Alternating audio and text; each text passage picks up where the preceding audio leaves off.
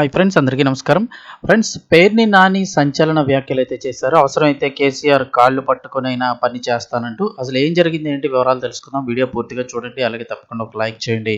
మరిన్ని అప్డేట్స్ కోసం ఛానల్ని సబ్స్క్రైబ్ చేసుకోండి. పక్కన ఉన్న బెల్ బటన్ ఆన్లో పెట్టుకుంటే ప్రభుత్వం నుంచి వచ్చే ముఖ్యమైన అప్డేట్స్ ఎప్పటికప్పుడు మన ఛానల్ ద్వారా తెలియజేయడం జరుగుతుంది.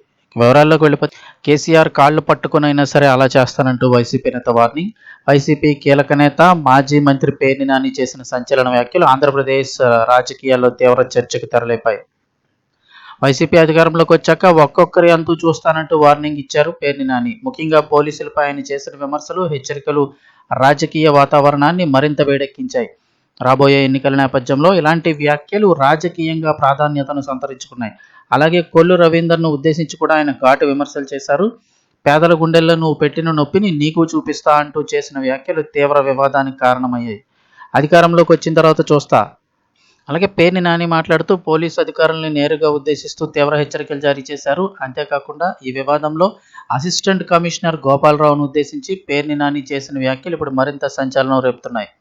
2029లో వైఎస్ జగన్ ప్రభుత్వం రాగానే అసిస్టెంట్ కమిషనర్ గోపాలరావు, నువ్వు ఎక్కడికి పారిపోయినా వదలను, బందర్ కాదు ఆంధ్ర రాష్ట్రంలో ఎక్కడ ఉన్నా సరే, నువ్వు తెలంగాణ వెళ్తే అవసరమైతే కేసీఆర్ కాళ్ళు పట్టుకునైనా సరే నీ ఇంటి సంగతి చూస్తా అంటూ పేర్ని నాని ఘాటు వ్యాఖ్యలతో రెచ్చిపోయారు.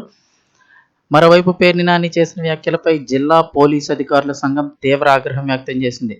పోలీస్ శాఖను బెదిరించేలా మాట్లాడడం అనేది అంగీకారయోగ్యం కాదని వారు స్పష్టం చేశారు. ఇలాంటి వ్యాఖ్యలు పోలీస్ వ్యవస్థ యొక్క ప్రతిష్టను దెబ్బతీస్తాయని, ప్రజాస్వామ్య వ్యవస్థలో చట్టాన్ని కాపాడే సంస్థలపై ఒత్తిడి తేవడం సరైంది కాదని పేర్కొన్నారు.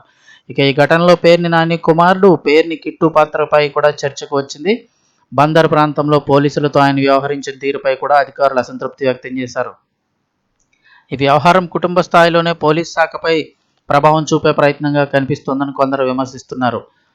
నిపుణుల అభిప్రాయం ప్రకారం ప్రభుత్వ అధికారులను బెదిరించేలా వ్యాఖ్యలు చేయడం చట్టపరంగా సమస్యలకు దారితీసే అవకాశం ఉంది.